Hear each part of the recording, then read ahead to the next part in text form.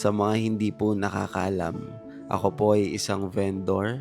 Nagtitinda po ako ng lumpiang gulay at lumpiang Shanghai. At sa pagtitinda ko, dito ko na-realize na hindi madaling mag-business. Hindi madali na ikaw ang gumagawa ng lahat. Mamalengke kami, magpe-prepare kami, magluluto kami, gigising kami ng maaga. Hindi ako nagreklamo kung ano yung nararanasan ko dito sa pagtitinda. Ang sa akin lang mga ka-G, talagang sobrang nag-e-effort kami dito sa pagtitinda namin. Kaya naman naisipan kong para hindi mabaliwala lahat ng sakripisyo at pagod. Siyempre mga ka-G, sa bawat pagtitinda ko, sa bawat araw, siguradong meron akong kikitain agad. At nasabi ko na sa inyo to dati na sapat na sa bawat araw na ma-survive namin yung pangkain namin. Makakain kami ng 3 beses sa isang araw nila Mama at Eliza. Bukod sa dito namin nakukuha yung pangkain namin sa bawat araw. Kaya naisipan kong dito ko na din kunin yung para kila Mama at Eliza. Naisipan kong sa tuwing ako'y magtitinda para masulit ang pagod at sakripisyo, yung tinutukoy kong para kila Mama at Eliza. Ito yung araw-araw kaming maghuhulog ng tagto 200 pesos dito sa maliit na box na to. Itong ipon na to, hindi ko gagalawin to hanggang sa mapuno. Ilalaan ko tong mga ipon na to para kila Mama at Eliza. Alam kong soon, pagka dumami to, pwede tong magamit ni Eliza o ni Mama. At least in the future, kung kailangan nila ng pera, may magagamit sila. At si Eliza, gusto ko din talaga kasi na meron siyang sariling ipon para meron din siyang sariling pera. Para kung ano yung kailangan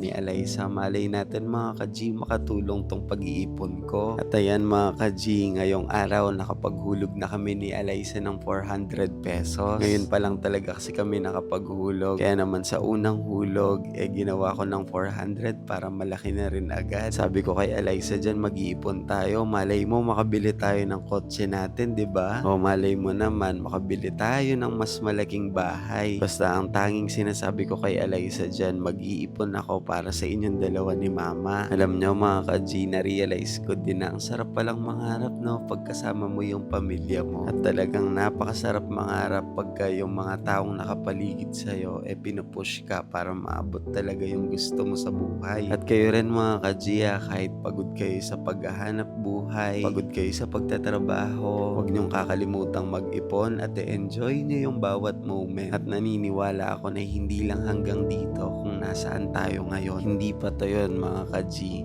Nagsisimula pa lang. Kaya naman huwag tayo mawalan ng pag-asa. Tuloy-tuloy lang sa hamon ng buhay. At bago tayo matapos, gusto kong magpakilala sa inyo. Ako si G Somewhere na nagsasabing ingatan mo yung direction mo dahil yun ang magsasabi kung saan ka patungo. O paano ba yun mga ka-G? Hanggang dito na lang muna ha. Ingat kayong lahat dahil maulan pa. O sige na, bye-bye sa inyo mga ka-G.